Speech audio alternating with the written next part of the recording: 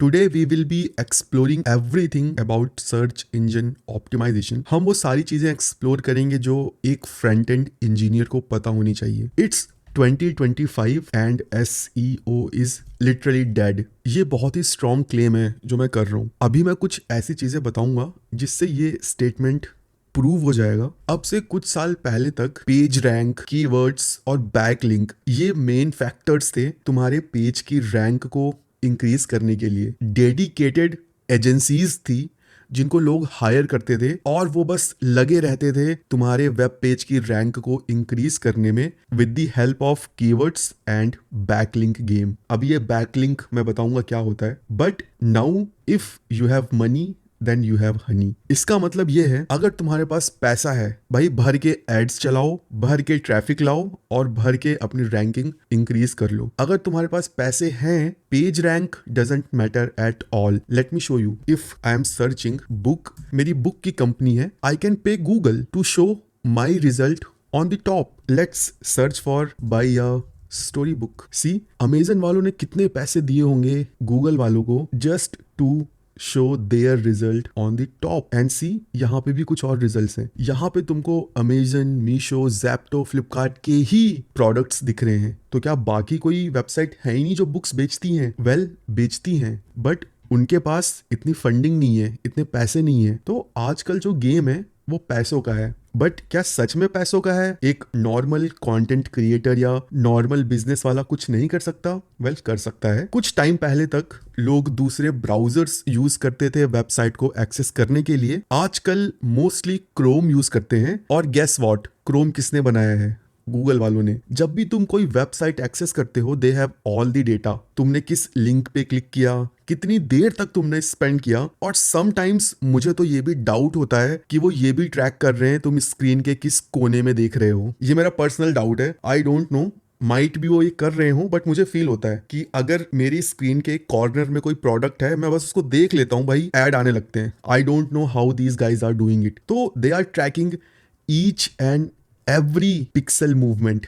तुम्हारा माउस कितना हिला, कहाँ पे रुका है, तुम कहाँ देख रहे हो, ईच एंड एवरीथिंग। ये कुछ मैट्रिसेस हैं जो डिसाइड करती हैं तुम्हारी पेज की रैंकिंग आज के टाइम पे। CTR, click through rate. तुमने गूगल में कुछ सर्च किया, रिजल्ट आ गया। फॉर एग्जाम्पल, तुम्हारी वेबसाइट का नाम सर्च रिजल्ट में आ गया। 10 बार लोगों ने सर्च किया, तो उस 10 बार में से कितने लोगों ने तुम्हारी वेबसाइट पे क्लिक किया या तुम्हारे लिंक पे क्लिक किया, ये होता है CTR, क्लिक थ्रू रेट। दूसरा है बाउंस रेट। फॉर एग्जाम्पल, मुझे ये बुक zoo.in पसंद आई, मैंने इस पे क्लिक किया और जैसे ही ये लोड हुई मैंने बैक कर दिया। दिस इज बाउंस रेट, की वेबसाइट खुलने के बाद कितनी देर बाद यूजर दूसरी वेबसाइट में गया। Next is dwell time. ये बहुत इंटरेस्टिंग है। ये है time spent by the user on your website. मैंने सिंपली कोई भी लिंक खोला, अब मैं इस वेबसाइट पे कितना टाइम स्पेंड करता हूं, दैट इज ड्वेल टाइम। सब लोग ड्वेल टाइम इंक्रीज करने के पीछे ही लगे हुए हैं। जितना टाइम मैं किसी वेबसाइट में लगाऊंगा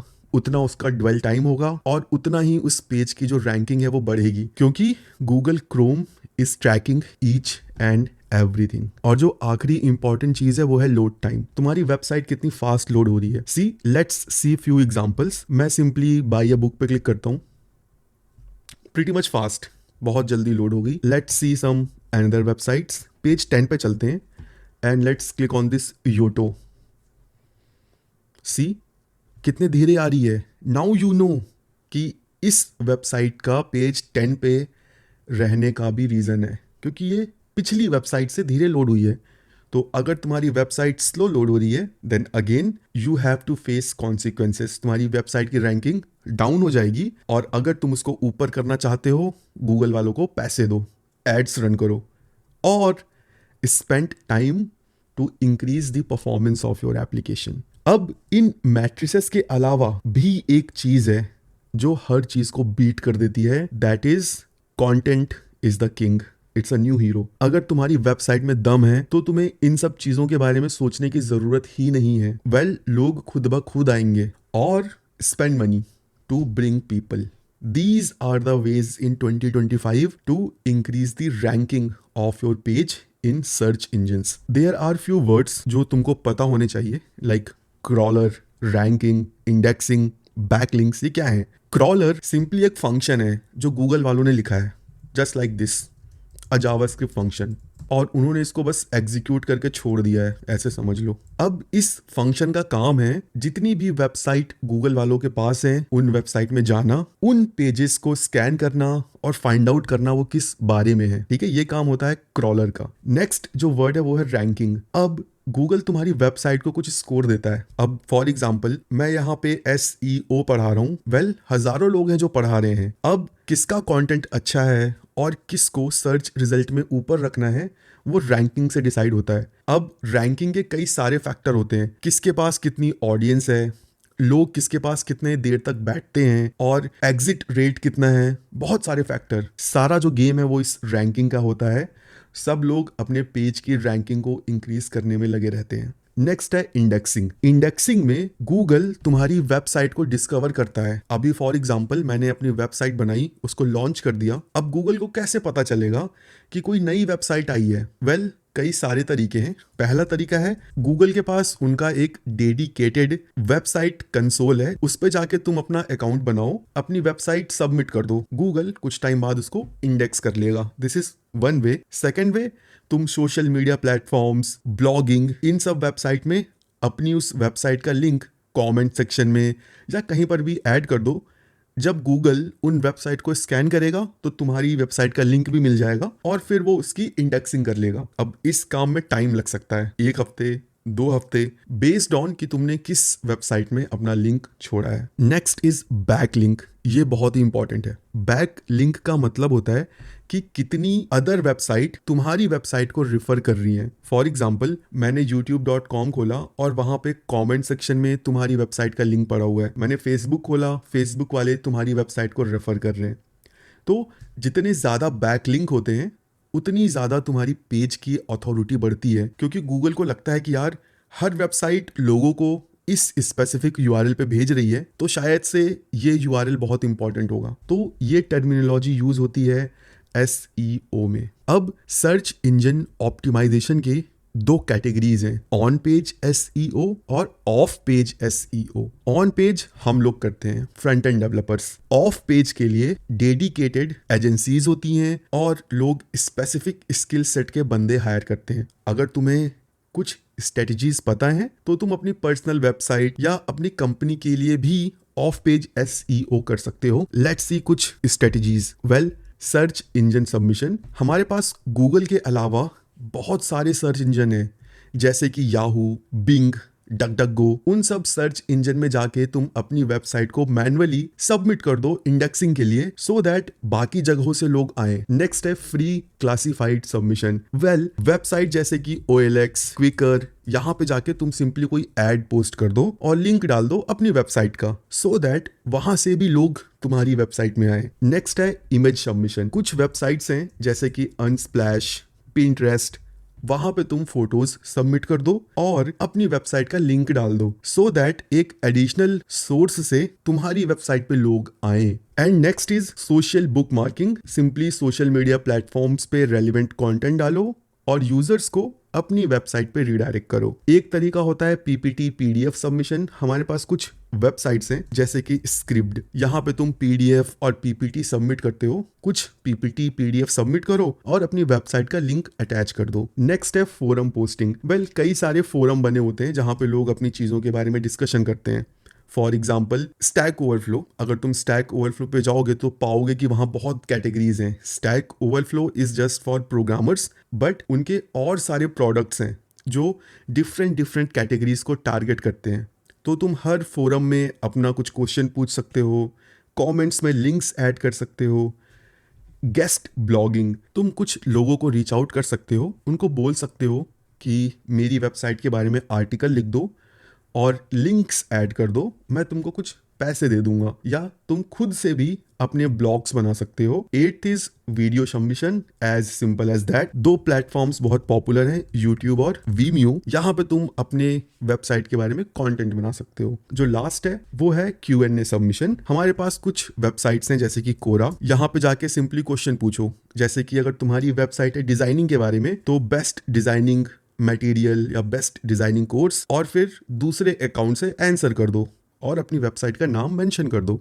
ये जो मैंने तुम्हें 9 स्ट्रेटजीज बताई हैं, इनका जो गोल होता है वो होता है just to bring as much as traffic from other links so that we can increase authority of our website. Now it's the time to see some low hanging fruits जो हर फ्रंट एंड इंजीनियर को अपनी website में करने ही चाहिए। ठीक है, एक एक करके देखते हैं। जो सबसे पहला सेक्शन है जो हर किसी को करना चाहिए, ओनली वन पर पेज। लेट्स सी ये क्या है। तुम्हारी वेबसाइट में सिर्फ एक H1 टैग होना चाहिए, सिर्फ एक टाइटल टैग होना चाहिए, सिर्फ एक मेटा डिस्क्रिप्शन होना चाहिए, सिर्फ एक मेन टैग होना चाहिए, सिर्फ एक एड्रेस टैग होना चाहिए, सिर्फ एक हेडर टैग होना चाहिए और सिर्फ एक फुटर होना चाहिए। इन सब से क्या होगा, सर्च इंजन्स को लगेगा कि भाई यही इंपॉर्टेंट चीजें हैं। अब अगर तुम अपने वेब पेज में ये सब मल्टीपल टाइम्स डाल दोगे तो भाई कैसे पता चलेगा सर्च इंजन्स को कि कौन सा एक्चुअल है, कौन सा डुप्लीकेट है, किसको प्रेफरेंस देनी है। तो गूगल को लगेगा कि यार ये तो शेडी वेबसाइट है, ये तो हर चीज को इंपॉर्टेंट मार्क कर रही है। So you have to be careful अगर तुम इन सारी चीजों को मल्टीपल टाइम्स यूज कर रहे हो। अब कुछ एक्सेप्शंस हैं। फॉर एग्जांपल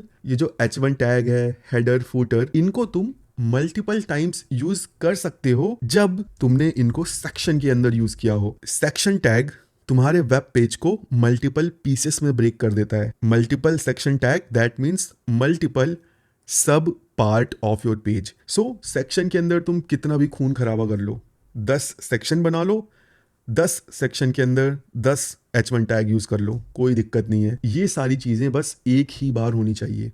एक से ज्यादा होंगी, जो एंड यूजर है तुम्हारी वेबसाइट को यूज करता रहेगा, बट जो सर्च इंजन हैं वो चुपके से तुम्हारे पेज की रैंकिंग को कम कर देंगे। Next is ensure a site tag is used for secondary content. Well, ये जो असाइड टैग है इसमें हम सेकेंडरी कंटेंट रखते हैं, जैसे कि साइड बार्स, एड्स या फिर रिलेटेड लिंक्स। कभी भी असाइड टैग में अपना इंपॉर्टेंट कंटेंट मत रखो।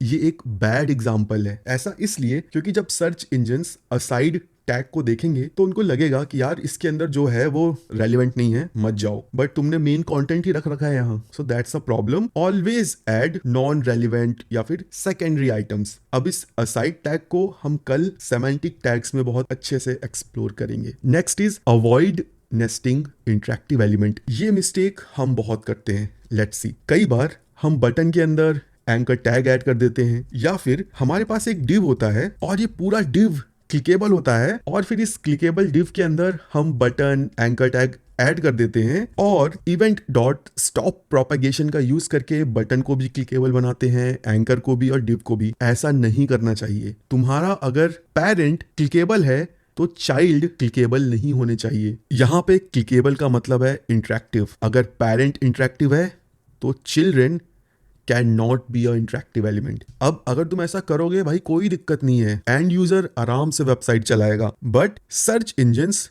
पीछे से चुपके से तुम्हारी वेबसाइट की रैंकिंग को कम कर देंगे, क्योंकि this is considered to be a malicious practice. Search engines को लगेगा कि यार तुमने पूरे कंटेनर को क्लिकेबल बना रखा है और इसमें कुछ एलिमेंट्स भी क्लिकेबल हैं। माइट भी तुम यूजर को ट्रिक करना चाहते हो किसी और एलिमेंट पे क्लिक करने के लिए, तो उनका ये एजम्पशन भी हो सकता है। सो अगर तुम ऐसा कर रहे हो, analyse it and change the experience. Next is do not use B tag, I tag for styling. Use strong and M.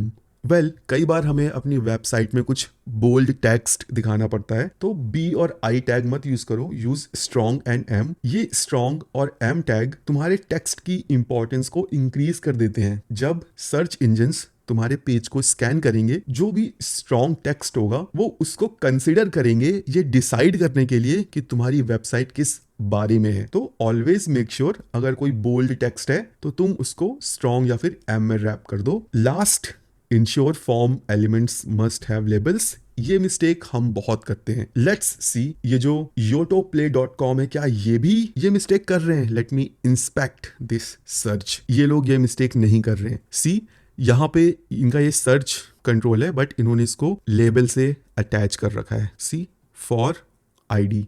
तो always have a label for your control, क्योंकि see, as a normal user I can see कि ये search है, but जो बंदा blind है वो नहीं देख पाएगा, तो उसके लिए ये लेबल हेल्प करेगा। That's why always have a label associated with your input, चाहे वो चेक बॉक्स हो, रेडियो हो, कोई भी इनपुट कंट्रोल हो, उसके साथ लेबल का होना बहुत जरूरी है। भले ही तुम वो लेबल यूआई पे दिखाओ या ना दिखाओ। We have successfully completed this level 1 low hanging fruits. Let's discover what's there for us in level 2.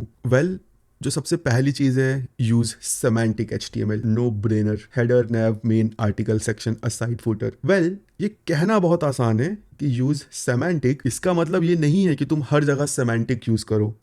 कल इन टैग्स को हम डिटेल में समझेंगे कि कब कौन सा टैग यूज करना चाहिए। जो सेकंड पॉइंट है वो है ऑप्टिमाइज टाइटल। जो भी टाइटल में हम इंफॉर्मेशन सप्लाई करते हैं, सर्च इंजन्स वो यूज करते हैं टू आइडेंटिफाई कि ये वेबसाइट किस बारे में है।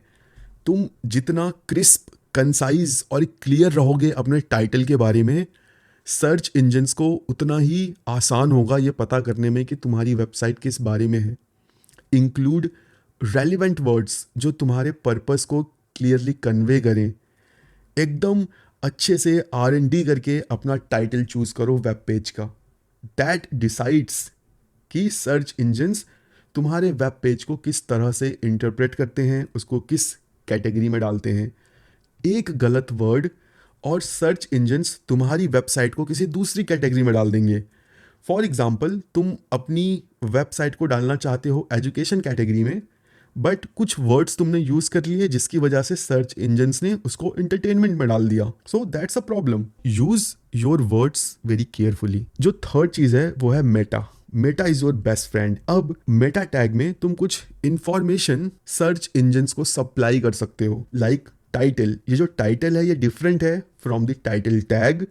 जो भी इंफॉर्मेशन तुम टाइटल टैग में दिखाते हो ये ब्राउजर में तुम्हारे टैब के ऊपर दिखती है, बट जो मेटा में टाइटल पास करते हो that's completely for search engines. ये कहीं पे दिखती नहीं है, बट जो इंफॉर्मेशन डिस्क्रिप्शन में प्रोवाइड करते हो वो दिखती है। अब टाइटल, डिस्क्रिप्शन, कीवर्ड्स, ऑथर, इन सब के कैरेक्टर लिमिट्स हैं। तुम एक सर्टेन लिमिट में ही इंफॉर्मेशन को प्रोवाइड कर सकते हो। डिस्क्रिप्शन की जो अच्छी लिमिट मानी जाती है वो है 100 to 150 वर्ड्स। अगर उससे ज्यादा लंबा हुआ तो बहुत लंबा डिस्क्रिप्शन, छोटा हुआ तो बहुत छोटा। छोटे में भी प्रॉब्लम है। सर्च इंजन्स को लगेगा कि भाई तुमको खुद नहीं पता कि तुम्हारी वेबसाइट किस बारे में है, लेट्स लीव इट। अगर क्रिएटर को ही नहीं मतलब तो हम भी इस वेबसाइट में ज्यादा टाइम नहीं लगाएंगे। तो again, work on your title, description, keywords and author information. Next जो पॉइंट है वो है use canonical tags to avoid duplicate content. Well, कई बार हमारी वेबसाइट के डिफरेंट URLs होते हैं, like http www.example.com, https www.example.com, www.example.com या फिर example.com। इसको तुम्हें मैं अगर एक लाइव एग्जाम्पल से दिखाऊं, अब अगर इस एड्रेस बार में मैं टाइप करता हूं google.com, गूगल खुल गया। अगर यहाँ पे मैं टाइप करता हूं https www.google.com, तब भी google.com खुला। तो मैं कई तरह से google.com पे पहुंच सकता हूं। इनमें से ओरिजिनल एड्रेस कौन सा है? Well, with the help of canonical tag मैं सर्च इंजन्स को बता सकता हूं कि भाई मेरा ये जो करंट पेज है ये डुप्लीकेट है। किस पेज का? इस पेज का। वेल, फॉर एग्जाम्पल, मेरा जो ओरिजिनल पेज है वो है example.com, this is my OG page. तो मैं क्या करूंगा, जितने भी बाकी पेजेस हैं उनमें हेड सेक्शन में मैं ये लिंक टैग डाल दूंगा, लिंक रेल कैनोनिकल। कैनोनिकल का मतलब this page is duplicate of this page. Okay, तो अब इससे फायदा क्या होगा? अगर यूजर तुम्हारे http www.example.com में जाता है तो तुम्हारे example.com की रैंकिंग बढ़ेगी। By using canonical you simply tell search engines कि this URL is duplicate of something else. जो समथिंग एल्स है उसकी रैंकिंग को बढ़ा दो। ये काम होता है कैनोनिकल टैग्स का। जो नेक्स्ट इंपॉर्टेंट चीज है वो है optimise headings. Well, only one H1 per page. इसका एक्सेप्शन है अगर तुम सेक्शन टैग के अंदर यूज करते हो, बाहर सिर्फ एक H1 tag. Use headings in a proper hierarchy, H1, H2, H3, इस तरह से। You can not do this. अगर तुम कुछ इस ऑर्डर में हेडिंग्स को यूज करते हो, अगेन एंड यूजर को कोई फर्क नहीं पड़ेगा, बट सर्च इंजन्स पीछे से तुम्हारी रैंकिंग को कम कर देंगे। क्यों? क्योंकि तुम्हें खुद नहीं पता कि तुम्हारी वेब पेज में कौन से टेक्स्ट की ज्यादा इंपॉर्टेंस है। So always use heading tags in a proper hierarchy, H1, H2, H3, H4, H5, H6, mix मत करो चीजों को। Next, improve your URL structure. Let's see few examples. अगर तुम्हारा URL कुछ ऐसा दिखता है, example.com/p123, you need to change it, something sensible जिससे मीनिंग कन्वे हो। बेसिकली सर्च इंजन ऑप्टिमाइजेशन में हमारा एंड गोल होता है to spread as much as information we can about our website. यहाँ पे हम वही कर रहे हैं, हम बस URL से ही बता रहे हैं कि ये किस बारे में है, तो अगेन इससे मेरे पेज की रैंकिंग बढ़ेगी। Next, use descriptive anchor tag. See यहाँ पे बस मैंने क्लिक हेयर लिख दिया है, पता ही नहीं चल रहा कि कहाँ जाऊँगा। Well, SEO guide make more sense. जो थर्ड है वो है use rel nofollow for untrusted links. Well, हमने स्टार्टिंग में देखा था कि हर कोई लगा रहता है अपने बैक लिंक स्कोर को इंक्रीज करने में। वेल, गूगल बहुत ही चालाक है। अगर तुम्हारी एक ब्लॉगिंग की वेबसाइट है और तुम अपनी ब्लॉगिंग की वेबसाइट को एक बिजनेस में कन्वर्ट करना चाहते हो टू प्रोवाइड बैक लिंक्स, तुम अंधाधुंध लोगों की वेबसाइट के लिंक्स अपने वेब पेज में डाल रहे हो, वेल, गूगल समझ जाएगा कि तुम ये बिजनेस कर रहे हो और वो तुम्हारे वेबसाइट की रैंकिंग को कम कर देगा। अब ऐसा गूगल ना करे तो तुम्हें खुद से ही कुछ लिंक्स को ऑफ करना पड़ेगा। तुम्हें गूगल को बताना पड़ेगा कि ठीक है, मैं अपने वेबसाइट से इस पर्टिकुलर पेज पे जा रहा हूं, बट जहां पे तुम जा रहे हो उसकी रैंकिंग को इंक्रीज मत करो। ये मीम देखो, हमें अपने में मत मिलाइए, हम अलग हैं। जिस तरह से जब बड़े बड़े नेता लोग तुम्हारे घर में आते हैं, क्रेडिबिलिटी बढ़ती है। नो फॉलो में वो नेता क्या करते हैं, तुमने फोटो तो खिंचवा ली, बट वो ये बोल देते हैं कि भाई हम तो पब्लिक के नौकर हैं, कोई भी आके फोटो खिंचवा सकता है, मैं इसको नहीं जानता। उन्होंने अपना पल्ला झाड़ लिया।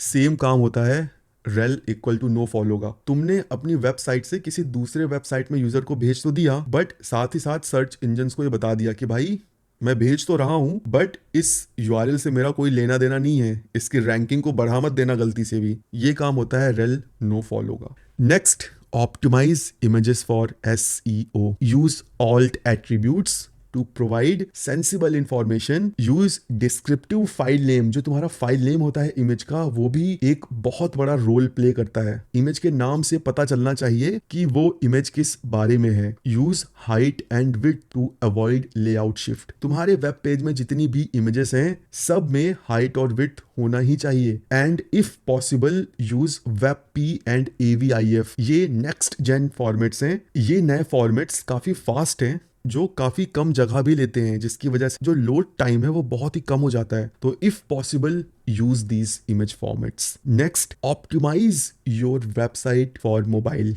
लेट्स सी हम कैसे करते हैं, बहुत इजी है। By adding this line to our HTML। अब इस लाइन का हम मतलब समझ लेते हैं कि भाई इस लाइन का मतलब क्या है। वेल, जैसे ही हम ये लिखते हैं width equal to device width, इसका मतलब ये है set the width of page to the screen जिस पे मैंने वेबसाइट को खोला है। सो फॉर एग्जांपल, मैंने एक छोटे फोन में वेबसाइट को खोला है, तो उस वेबसाइट की जो विड्थ है वो तुम 300 पिक्सल कर दो। और इनिशियल स्केल 1 का ये मतलब है कि मेरी जो वेबसाइट है उसमें तुम खुद से जूमिंग की फंक्शनैलिटी मत ऐड करो। जो भी मेरी वेबसाइट का इनिशियल जूम लेवल है वही रखो, जो कि जनरली 1 होता है। अब ये करने की जरूरत क्यों पड़ती है? वेल, इस रीजन की वजह से mobile browsers assume you are viewing a desktop site and try to show the entire page by zooming out. इसको मैं तुम्हें एक डेमो से शो करके दिखाता हूँ। सी, यहाँ पे तुम्हें 2 डिफरेंट लेआउट दिख रहे हैं। This is with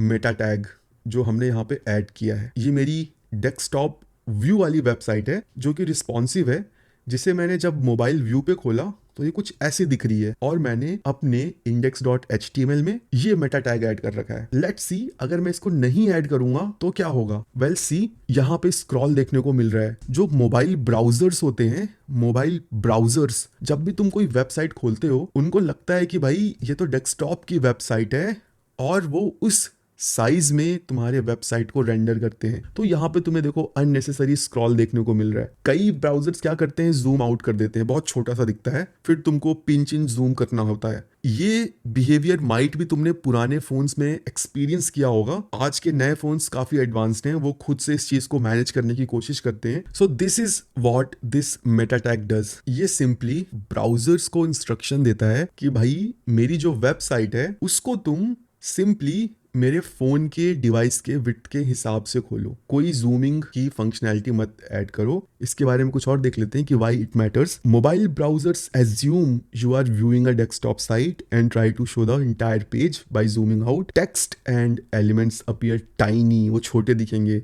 users need to zoom in. Responsive designs break because the browser isn't respecting the device width. ये इसका एक टेक्निकल एक्सप्लेनेशन है। You can pause the video and read this कि ये किस बारे में है, then you will understand what does Meta Viewport do. और to be clear, इसका ना मीडिया क्वेरी से कोई लेना देना नहीं है। ये बस तुम्हारी वेबसाइट को जो भी तुम्हारी डिवाइस की विड्थ है उस पर खोल देती है, और तुमने मीडिया क्वेरी लिखी होगी तो तुम्हारी वेबसाइट रिस्पॉन्सिव होगी, अदरवाइज नहीं होगी। JavaScript is very popular. अब ये पॉपुलर इस वजह से भी है, इसकी जो कम्युनिटी है ना ये बहुत स्ट्रांग है। तुम खुद कोई फीचर जावास्क्रिप्ट में सजेस्ट कर सकते हो। Everyone can work on JavaScript and suggest features. जब हम मिल के कोई काम करते हैं तो वो काम जनरली अच्छा ही होता है। इसका एक सबसे अच्छा एग्जाम्पल है ISS, international space station. Well, ये हमारे अर्थ के बाहर एक स्टेशन टाइप का बना हुआ है जहाँ पे सारे सैटेलाइट्स वगैरह कनेक्ट कर सकते हैं, और इसको कुछ कंट्रीज ने मिलके बनाया है। लेट्स सी कितनी कंट्रीज ने मिलके बनाया है। Well, 10 European countries. जब इतनी कंट्रीज मिली तब जाके ये इंटरनेशनल स्पेस स्टेशन बना। वेल, ये मैं क्यों बता रहा हूँ, बिकॉज ये जो schema.org है जो हम नेक्स्ट एक्सप्लोर करने वाले हैं, ये भी कुछ टेक जाइंट्स ने आपस में मिलके बनाया। लेट्स सी वो टेक जाइंट्स कौन कौन से हैं। Well, schema.org is an initiative launched on June 2, 2011 by Bing, Google and Yahoo, और बाद में Yandex जो कि रशिया का सबसे बड़ा सर्च इंजन है। इन चारों ने मिलके ये schema.org वेबसाइट फॉर्म की। अब इस वेबसाइट का क्या पर्पस है? वेल, ये वेबसाइट तुम्हें कुछ स्ट्रक्चर्ड वे में इंफॉर्मेशन प्रोवाइड करने की एबिलिटी देती है तुम्हारे वेबसाइट के लिए। अब देखते हैं कौन सी इंफॉर्मेशन। मुझे एक नया आईफोन खरीदना है। Let's search for by iPhone. यहाँ पे जो सर्च रिजल्ट्स आ रहे हैं, pay attention to those results.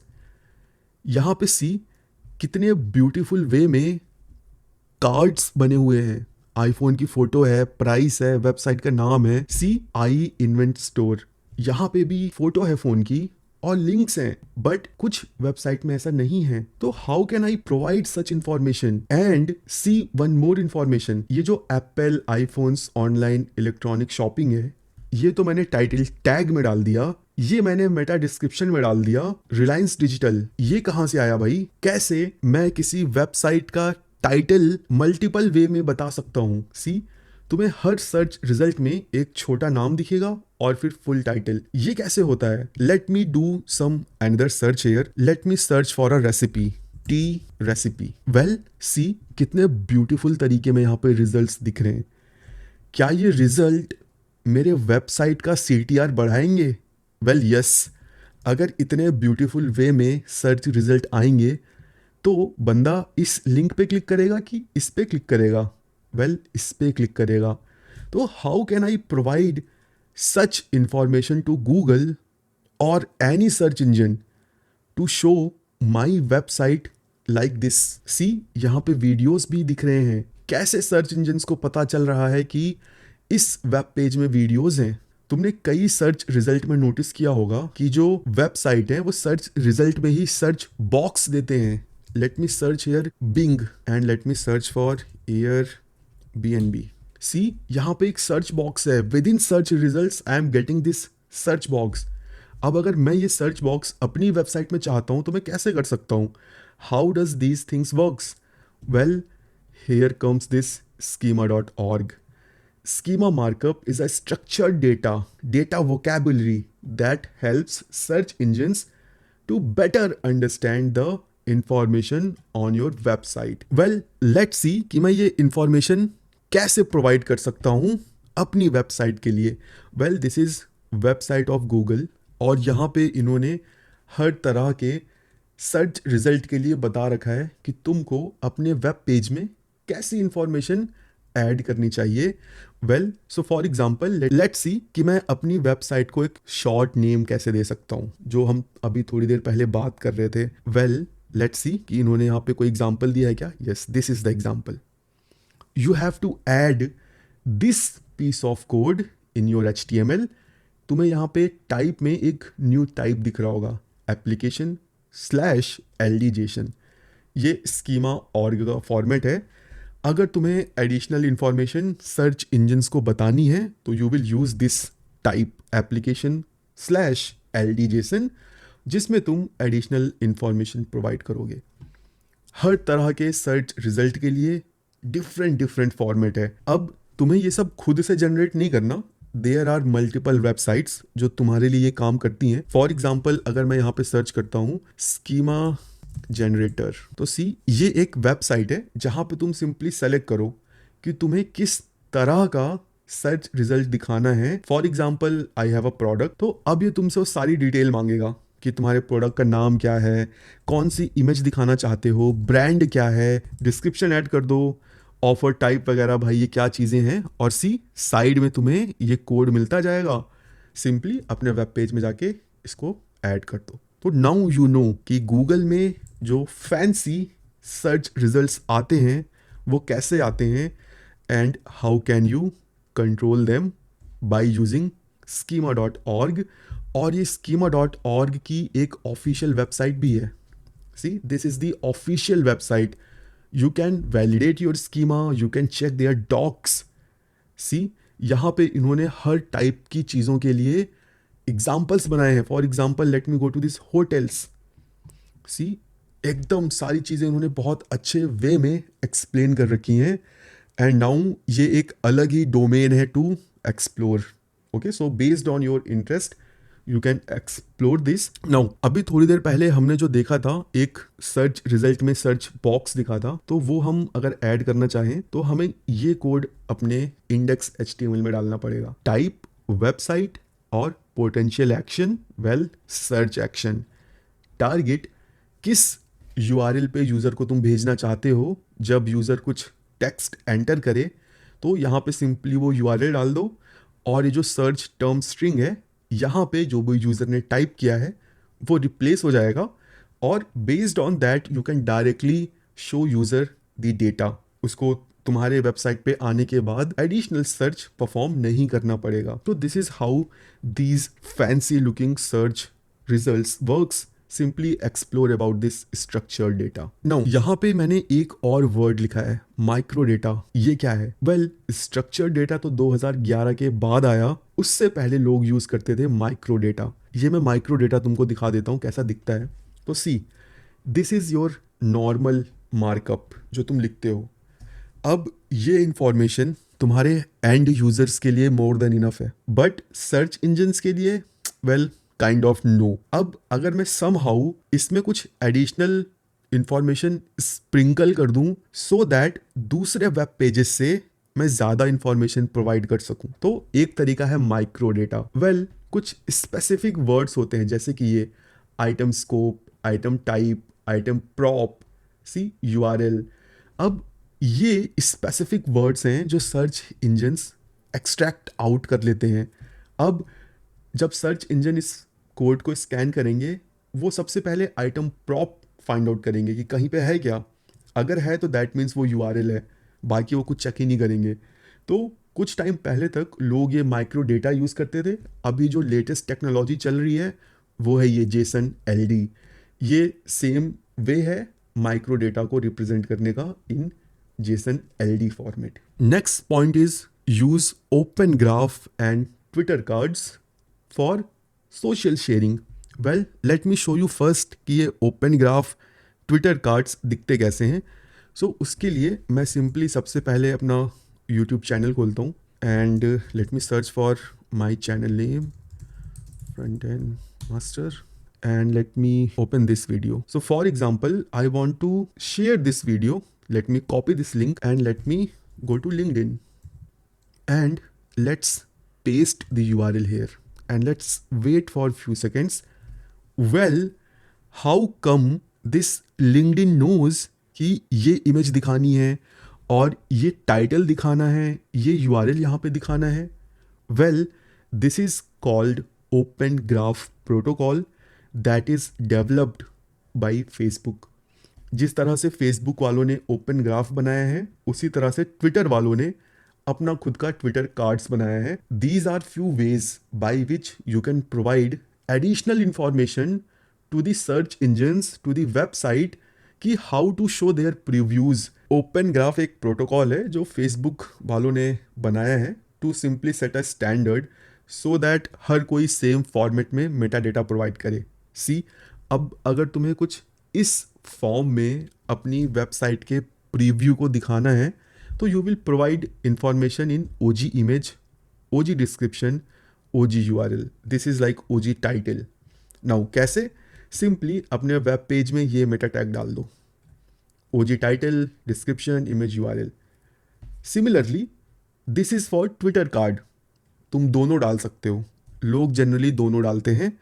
Twitter वाले इसको प्रेफरेंस देते हैं, मेटा वाले इसको प्रेफरेंस देते हैं, और जो बाकी सोशल इंजन्स हैं वो रैंडमली किसी को भी प्रेफरेंस दे देते हैं. मैंने एक समरी यहाँ पे प्रिपेयर करके रखी है, summary of priority. Twitter priority Twitter card को देगा, Facebook open graph, LinkedIn open graph, WhatsApp open graph, Google well अपनी मर्जी के हिसाब से. तो ideally you have to include both of these in your web page to support majority of platforms.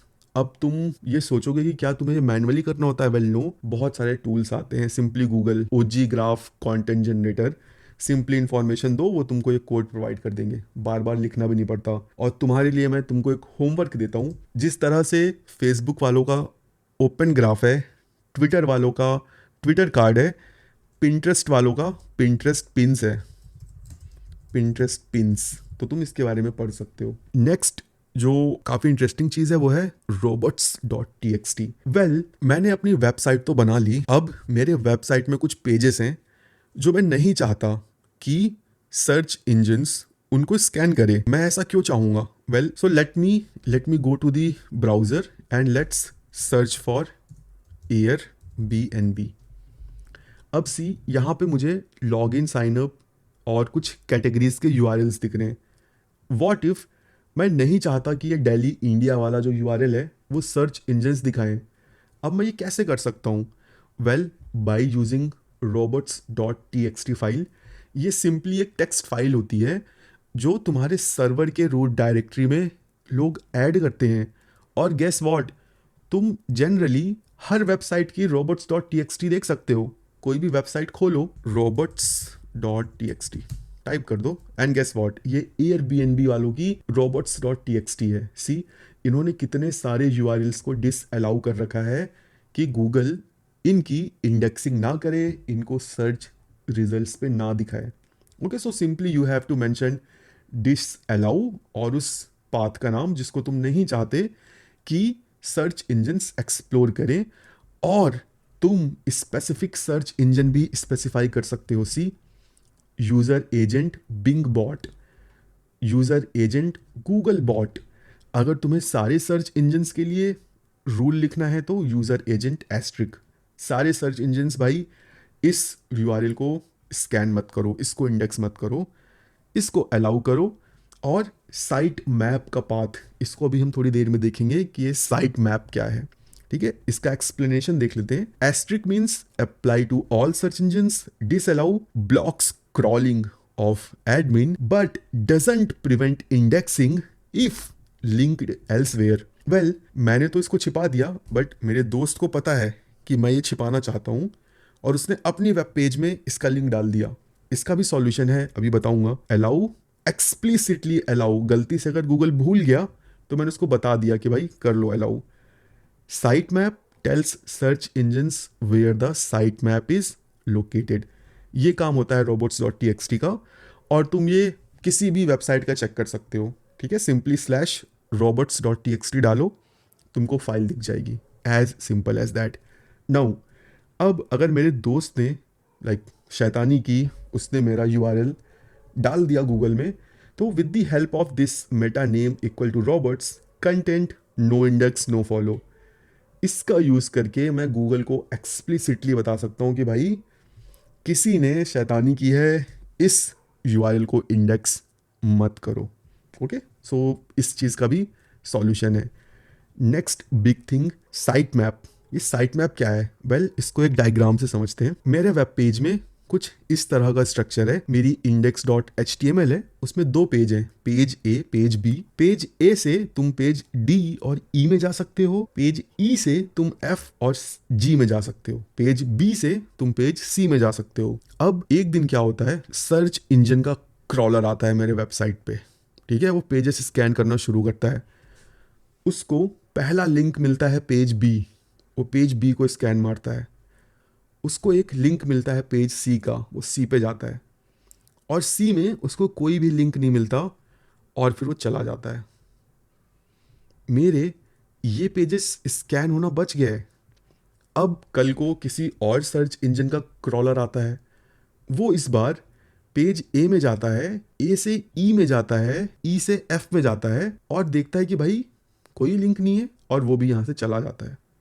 तो सी, मेरे जो बाकी पेजेस हैं वो स्कैन नहीं हो रहे हैं। वो तभी स्कैन होंगे जब क्रॉलर माइट भी 2 अटेम्प्ट में, 3 अटेम्प्ट में सबको स्कैन करे। मैं कैसे बता सकता हूँ क्रॉलर को कि भाई मेरे पेज का स्ट्रक्चर ये है? Well, with the help of XML site map. It's just XML file present in the root directory of your website. जो इंडेक्सिंग या रैंकिंग का फ्लो होता है वो कुछ ऐसा होता है, क्रॉलिंग होती है, then indexing, then ranking. Well, simply हम इस फाइल में जितने भी मेरे यूआरएल्स होते हैं वो हम लिस्ट डाउन कर देते हैं, जिससे कि क्रॉलर्स को पता चल जाता है कि कहाँ कहाँ जाना है। Well, let's see few examples of this site map. मैं बोट इंडिया की वेबसाइट खोलता हूँ। जनरली तुम हर वेबसाइट का साइट मैप देख सकते हो, क्योंकि जो फॉर्मेट होता है ना वो सेम होता है, सबको रूट डायरेक्टरी में ही रखना पड़ता है। कुछ लोग कस्टम डायरेक्टरी में रखते हैं, बट जनरली हर कोई रूट में ही रखता है। साइट मैप डॉट XML, सी, ये इनकी वेबसाइट का साइट मैप है। इनके वेबसाइट में ये चाहते हैं कि जो क्रॉलर्स है वो इस पेज में जाए, उन्होंने अपना स्ट्रक्चर बता दिया, ठीक है। So by using this way you can check site map of any website. यहाँ पे तुम क्या क्या डालते हो? वेल, लोकेशन, प्रायोरिटी, और भी 2-3 चीजें, अभी मैं बताता हूँ कौन कौन सी। Now let's see the site map of Apple India /sitemap.xml। See, ये है इनका साइट मैप। ये चाहते हैं कि क्रॉलर इन वेब पेजेस को स्क्रॉल करें। अब वेब पेजेस के साथ साथ तुम क्रॉलर को और भी कई इंफॉर्मेशन बता सकते हो। Well, late me show you a site map जिसमें और भी एडिशनल इंफॉर्मेशन प्रोवाइडेड है। ब्राउज़र स्टैक की खोलते हैं, ठीक है। मुझे इनके वेबसाइट में एक अच्छा साइट मैप दिखा था, लेट मी ओपन देम। सी, ये एक एग्जाम्पल है साइट मैप का, और यहाँ पे कुछ एडिशनल इंफॉर्मेशन प्रोवाइडेड है। वेल, प्रायोरिटी, तुम अपने पेजेस की प्रायोरिटी सेट कर सकते हो। फॉर एग्जाम्पल, जब भी कोई बंदा गूगल में तुम्हारी वेबसाइट को सर्च करे, for example let me search for OYO website, ठीक है, लेट्स सी कैसे रिजल्ट्स आते हैं। सी, यहाँ पे मुझे कुछ लिंक्स कैटेगरी वाइज दिख रहे हैं, ठीक है। अब मैं कैसे सर्च इंजन्स को बताऊं कि भाई तुम इन इन लिंक्स को यहाँ पे शो करो, इनकी प्रायोरिटी ज़्यादा है? Well, with the help of this priority, अगर मैं चाहता हूँ कि कुछ यूआरएल्स समरी जैसे वे में दिखें तो मैं उनकी प्रायोरिटी ज़्यादा कर दूंगा, और चेंज फ्रीक्वेंसी का यूज़ करके मैं सर्च इंजन्स को बताऊंगा कि भाई ये वेब पेज वीकली चेंज होता है, तुम वीकली यहाँ पे आओ और इसको इंडेक्स करो, इसको स्कैन करो। और मैं लास्ट मॉडिफिकेशन डेट भी बता सकता हूँ कि भाई ये लास्ट टाइम इस डेट को मॉडिफाई हुआ था, सो दैट जब क्रॉलर्स आए तो उनको पता हो कि भाई इसको क्रॉल करना है या नहीं, based on this date. तो these are the different information that you can provide with the help of sitemap. और ये कुछ बेस्ट प्रैक्टिसेस हैं। यू हैव टू इंश्योर कि तुमने सारे इंपॉर्टेंट पेजेस को लिस्ट किया है, और तुम मैनुअली भी गूगल को सबमिट कर सकते हो अपना site map in Google search console, so that थोड़ा फास्ट तुम्हारी वेबसाइट स्कैन हो सके। So this is the purpose of site map. Now the last thing, आज के टाइम का न्यू सर्च इंजन क्या है? Well, YouTube is the new search engine. तुमको कुछ भी सर्च करना होता है आज के टाइम पे, most of the people go in YouTube. So अगर आज के टाइम पे तुम अपने वेब पेज की रैंकिंग को इंक्रीज करना चाहते हो, तो you have to work on different kinds of content, blogging, videos, everything.